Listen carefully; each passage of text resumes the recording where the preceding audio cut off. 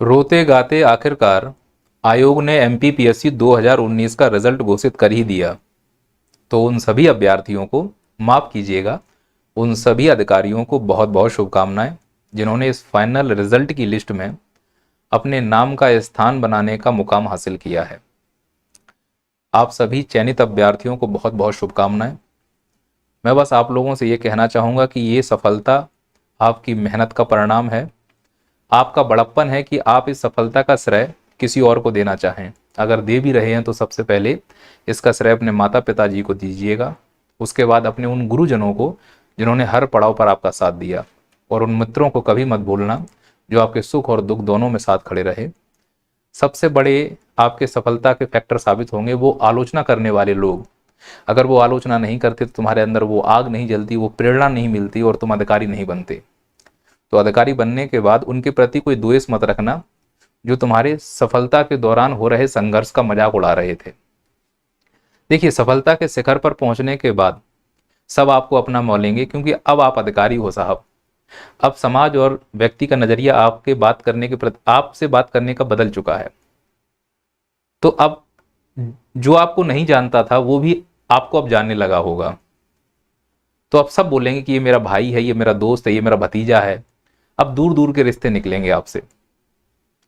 लेकिन एक बात ध्यान रखना, सफलता में सबका अहम योगदान होता है। तो जिन्होंने आपके संघर्ष में आपका मजाक उड़ाया, आपकी आलोचना की, आपका मनोबल तोड़ा, वो भी एक फैक्टर थे कि आपके अंदर आग जलाने का काम किया है उन लोगों ने।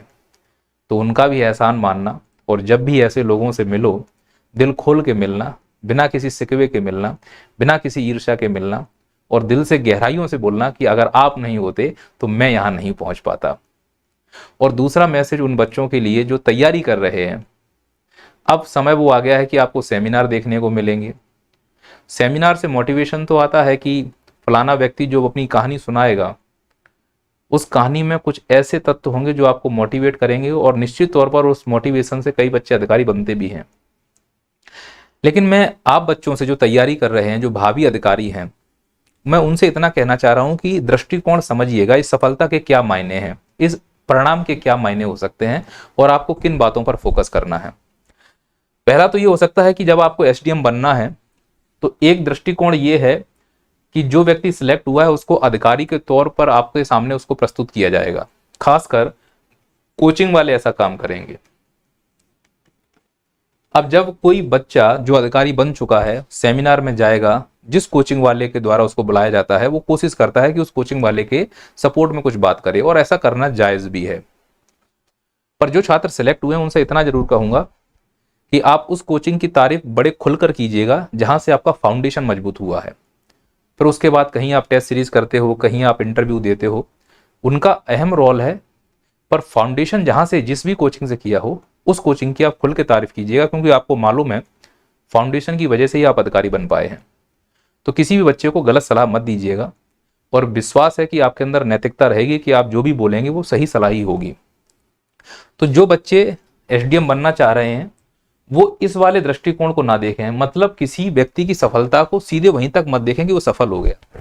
अगर आपको एसडीएम बनना है, अधिकारी बनना है, तो उस सफलता का जो संघर्ष है, उन संघर्षों के जो मोती हैं उसको चुनो। आप ये देखो कि उनके जो सफलता इतने दिनों में, भाई 4 साल में कई लोग पेशेंस खो चुके हैं, कोई वित्तीय रूप से परेशान हो चुका है, कोई मानसिक रूप से परेशान हो चुका है, किसी लोगों ने पढ़ाई छोड़ दी है। तो ऐसा नहीं कि ये जो अधिकारी बने हैं इनके सामने कोई समस्या नहीं आई है, फिर भी ये अधिकारी बन रहे हैं। तो वही देखना है कि ऐसा क्या है इन लोगों में कि इतनी समस्या के बाद, इतनी परेशानी के बाद भी अधिकारी बन पा रहे हैं, वो रणनीति समझनी है। तो जो मैं समझ पाया हूं, जितने भी चयनित छात्र मुझे देख रहे हैं, अगर इसमें 1-2 पॉइंट ऐड करना चाहो तो स्वागत है आप लोगों का। लेकिन जो कॉमन बात है वो समझ में आ रही है मुझे। बच्चे क्या देखें इस चीज में, सबसे पहले ये देखो तैयारी के दौरान जो भी बच्चा अधिकारी बना है उसकी प्रेरणा क्या थी, उससे ये पूछो कि आपकी प्रेरणा क्या थी। तो इसमें कई तो ऐसे होंगे कि उनकी प्रेरणा उनकी आर्थिक स्थिति होगी। अब आर्थिक स्थिति के लिए तो और भी जीविकोपार्जन के कार्य किए जा सकते हैं, अधिकारी ही क्यों। पर इस आर्थिक स्थिति में छुपा होता है सामाजिक स्थिति।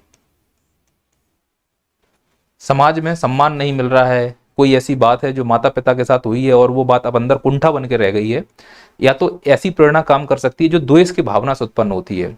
पर इस प्रेरणा को केवल पढ़ाई के लिए प्रयोग करना, बनने के बाद उन सबको माफ कर देना। दूसरा, मुझे ऐसा लगता है कि बात हो रही है मान सम्मान की।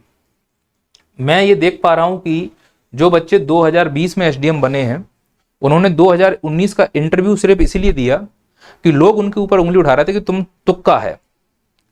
और एक जो बच्ची है एसडीएम बनी है, उनको इंटरव्यू में कम नंबर मिले 2020 में, पर उन्होंने सबको गलत साबित कर दिया और इन 2019 के इंटरव्यू में वो लगभग 2 गुने नंबर लेकर आई हैं और रैंक उन्होंने उसी तरह से प्राप्त किया और वो उसी रैंक पर वापस आई हैं। यानी पहले भी वो एसडीएम थी मैम और अभी भी वो एसडीएम है।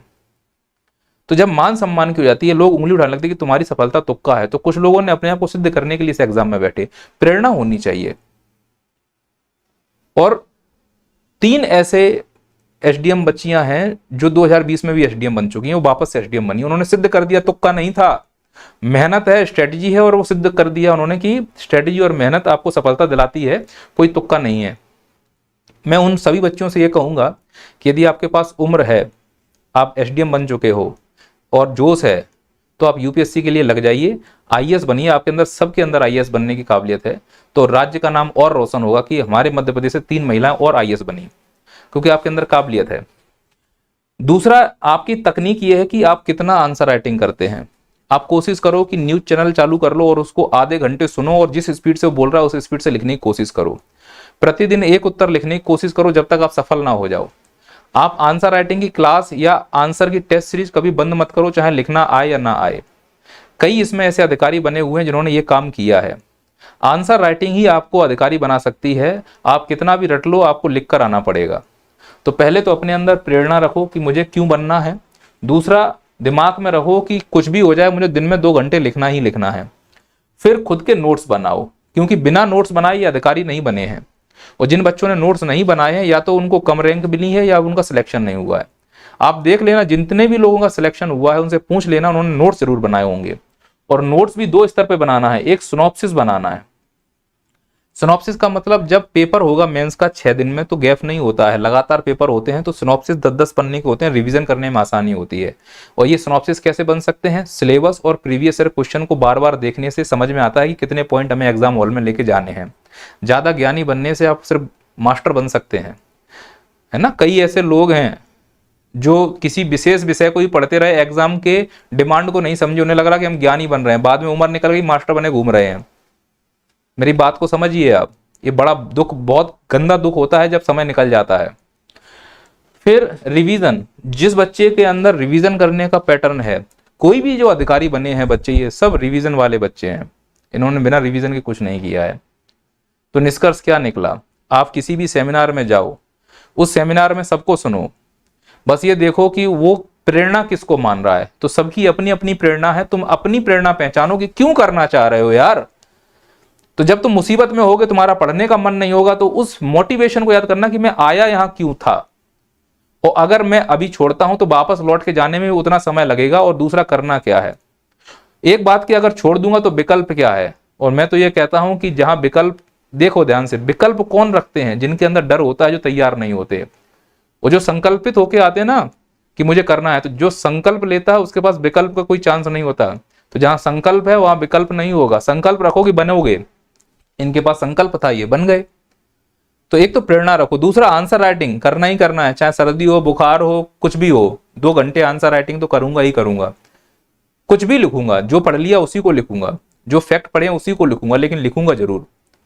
खुद के नोट्स बनाऊंगा। कैसे बनाऊंगा? सिलेबस और प्रीवियस ईयर क्वेश्चन से। तो यही सुनो, जितने भी टॉपर्स हैं वो कैसे नोट्स बना रहे हैं, जितने भी टॉपर्स हैं वो कैसे अपने आप को मोटिवेट कर पा रहे हैं, किन सोर्स का इस्तेमाल कर रहे हैं, वो सुनना जरूरी नहीं, सोर्स छोड़ दो। मेरे को लगता है जितनी भी बुक हैं लगभग सब एक जैसी हैं।